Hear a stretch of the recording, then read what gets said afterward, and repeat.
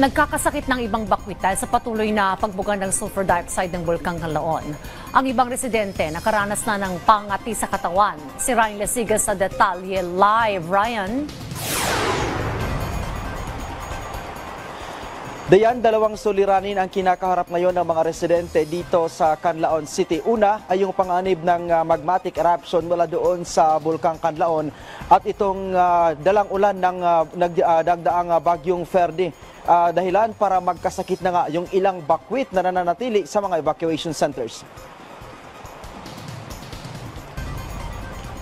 Apektado ng mga residente ng Canlaon City, Negros Oriental dahil sa pag-aalboroto ng bulkan. Perwisyo na rin sa mga residente ang buhos ng ulan at amoy ng asupre mula sa bulkan. Nagkakasakit na rin ang ilang matatanda, Nagkakasakit na rin ang ilang matatanda at bata na nasa evacuation center. Kabilang sa idinadaing ng ilang bakwit ang lagnat, ubo, sipon at pangangati sa katawan. Tulad na lang ng anak ni Divina na nakakaramdam ng pangangati sa kanyang lieg. Kwento niya, nagsimula lang daw ito sa maliit na parang sugat. Pero napansin daw niya na palaki ito ng palaki.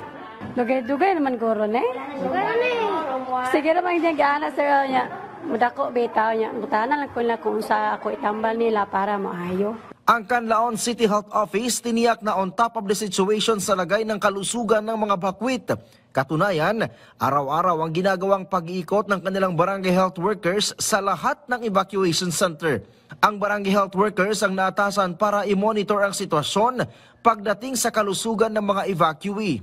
Hindi naman sa lahat na rooms na maraming iniinda. Minsan sa isang room, 2 lang. Minsan sa isang room, 3, 4. Yun na nga ang namin, binibisita namin lahat na room at sa kinukulik namin sila lahat anong iniinda nila. Tapos pagdating sa amin doktor, kinukonsulta sila, tinatawag namin sila at saka binigyan sila ng doktor namin ng medicine. Sa pinakahuling tala ng CHO, nasa 11 kaso na ang kanilang naitatala na may ubo, habang 10 naman ang may sipon.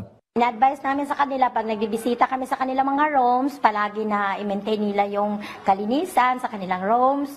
Tapos yung iniinom nila na tubig, palagi sila mag-inom ng tubig na hindi galing sa itaas doon na sa repel.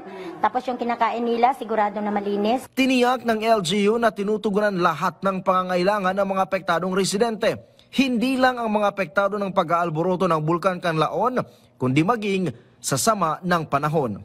Rest assured that your local government and the national government is compassionate enough and have a heart to extend and to see the needs of my fellow Canlaonians na ma-address natin kung ano yung mga kailangan.